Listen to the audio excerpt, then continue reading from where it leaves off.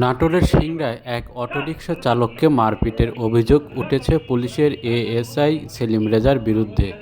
2 minute 50 সেকেন্ডের এমন একটি ভিডিও সজাগ নিউজের কাছে এসে পৌঁছেছে।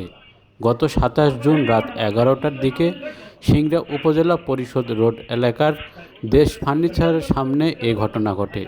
অভিযুক্ত পুলিশ কর্মকর্তা সিংড়া থানার সহকারী উপপরিদর্শক সেলিম রেজা। ভুক্তভোগী রিকশা চালকের নাম হারুন আলী। তিনি সিংড়া পৌরসভার 4 নম্বর ওয়ার্ডের 22 গ্রামের বাসিন্দা। ভিডিওতে দেখা যায় রিকশা নিয়ে চালক হারুন আলী দমদমা থেকে সিংড়া বাসস্ট্যান্ডে যাচ্ছিলেন।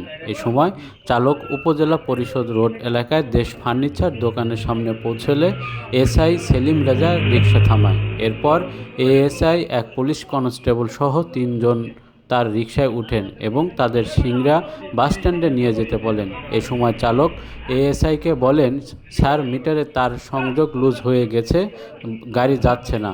অনেক কষ্টে আমি হাত দিয়ে তার ধরে এ পর্যন্ত এসেছি।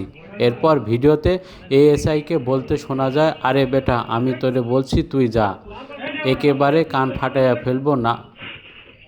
এ সময় অকথ্য ভাষায় চালককে গালিগালাজ করতে থাকেন। এক পর্যায়ে এএসআই ক্ষুব্ধ হয়ে তার হাতে থাকা টর্চ লাইট দিয়ে চালকের মাথায় মারধর করতে থাকেন। পরে আবারও দ্বিতীয় দফায় চালককে মারধর করতে দেখা গেছে। এ সময় চালকের কান্নায় আশপাশের লোকজন জড়ো হলে তাদের ধমক ও গালি দিয়ে সরিয়ে দেন এএসআই। এরপর চালক ও এএসআই সহ 3 জনকে রিকশা নিয়ে চলে যান।